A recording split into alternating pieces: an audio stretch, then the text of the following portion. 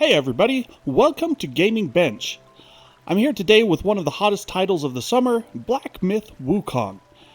I want to show how the latest games run on a variety of hardware, everything from the state-of-the-art RTX 4090 and RX 7900 XT down to, well, let's go as far as makes sense.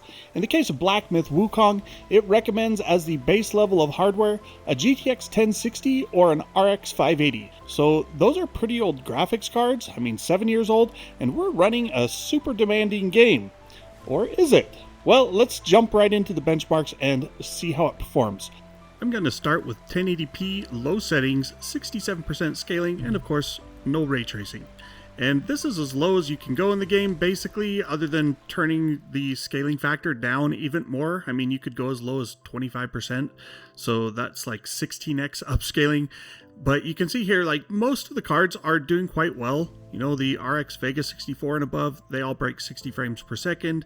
The minimum recommended GPUs, the 1060 and the 580, they're getting in the 40 to 50 range. So they're playable. They're not like liquid smooth, but they're getting above 30 frames per second on their minimums. Totally playable. Pause and, peruse the rest of the results if you want. Let's move on.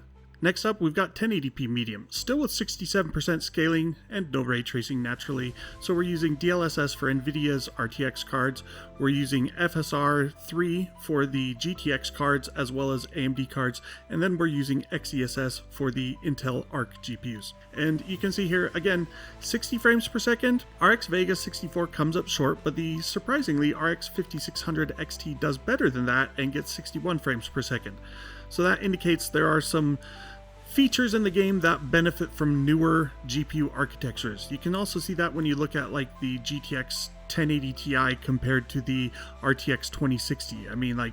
Normally the 1080 Ti for rasterization rendering would blow away the 2060, but here they're basically tied, and so that means that the newer architectures are certainly benefiting. The other thing that's benefiting is Nvidia architectures. This is an Nvidia promoted game, that shouldn't be too surprising, but all of the Nvidia cards tend to overperform compared to their AMD counterparts. Like the 4080 Super and 7900 XTX are usually pretty close together. They're still pretty close here at 1080p medium, but that gap will grow at higher resolutions. RTX 4070 and the RX 6800 XT, RX 7700 XT, those should probably be pretty close as well, and the 4070 comes out on top. For rasterization rendering, that indicates an Nvidia optimization advantage. Next up, we'll skip the very high and go straight to cinematic. You can get better performance at lower quality settings. I've got a full video going into all of the rendering stuff. This is just the condensed, hey, let's focus on the charts. Let's have some extra GPUs in here. And you can see, I've dropped anything that's not breaking at least 15 frames per second. And so the RX 5600 XT is the minimum card shown here. 19 frames per second, definitely not playable. In fact, if you're trying to get minimum FPS above 30, or at least close to 30, then you're going to need at least an RTX 3070. And if you want closer to 60 frames per second, you're looking at RTX 4070 Super and the RX 7900 XT. That's beefy hardware for 1080p with upscaling. You could, turn down settings from cinematic to high and boost performance about 60%. But then if you turn off upscaling and render at TSR 100%, you'll get a better looking image, but you'll probably only be slightly faster than what I'm showing here. So that's a pretty good stand-in, I think, for native rendering at high. 1440p, not surprisingly, the GPUs are dropping like flies. Arc A750 is the last card shown on the charts at just 22 frames per second.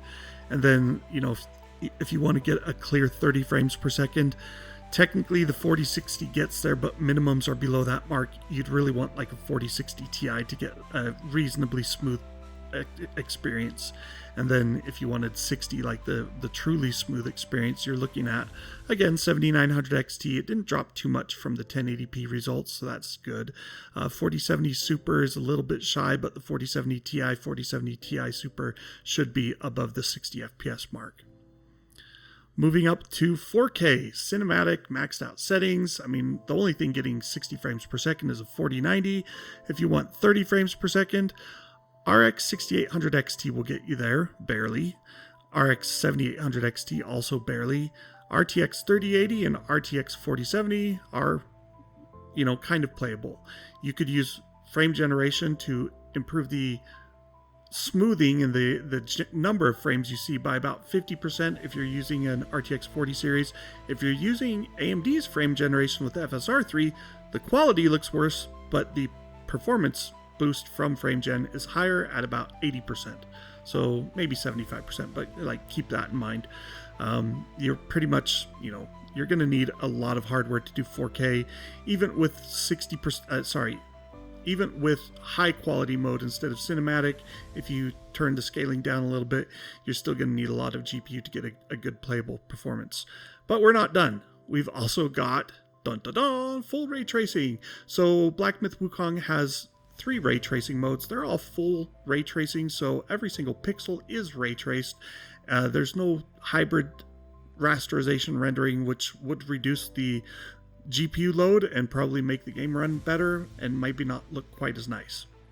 So this is like Cyberpunk 2077 RT Overdrive, or Alan Wake 2 has full path tracing. There's a couple other games that have it. This is one of a few that does it. And you can see all the Nvidia cards just dominate their AMD counterparts now. AMD really can't handle full ray tracing, and the RT low setting isn't even something you'd really want to use because the water looks worse while the lighting and shadows look better, so it's kind of a trade-off. What you really want is the very high ray tracing setting. And you can see here, now the only cards getting 60 frames per second are the 4070 Super and above. I mean, AMD's best is doing 28 frames per second, matching the RTX 3070. If you want to do full ray tracing at the maxed out settings, you really need at least an RTX 3080 and probably 3090 or 4060 Ti to get a reasonable experience. It's not going to be liquid smooth, but it will run okay. Higher levels of upscaling could boost that frame rate. You could try frame gen if you want, but I'm not going to say too much more about frame gen. I've covered that in depth in my other video. The things that are getting 30 frames per second are very limited. RTX 4070 and above, even the RTX 3080 falls off the pace a lot, which is kind of surprising because in a lot of games it pretty much matches the 4070. So that indicates, the extra ray tracing hardware in the 40 series from Nvidia, it is real. It can make path tracing or full ray tracing more viable. The 4090's chugging along at over 60 frames per second. Nothing else is. And that naturally means that if you're talking about 4K maxed out settings, well, nothing is going to handle that, even with upscaling at 67% scaling. That's 67% scaling is 2.25x. So, you're rendering fewer than half of the pixels that you would at native. So that gives you almost 100% boost in performance. So if you turn off upscaling, you'd be getting 22 to 24 frames per second on a 4090 at native 4K. That's not good. Frame generation could boost that to maybe 30, but frame generation is not real frames, so let's not talk about that anymore. If you want to run 4K, you're going to need next generation hardware probably. Maybe even next generation hardware. And then maybe with an RTX 6090 in 4 years, you'll be able to run Black Myth Wukong at maxed out settings and full ray tracing and without upscaling and get 60 frames per second. But not today. Not today, son. Alright, thanks for watching. I hope you've enjoyed this condensed look at Black Myth Wukong. Again, I've got a longer, 22-minute long video that goes into a lot of the settings and some of the technology that's going on behind it in more detail.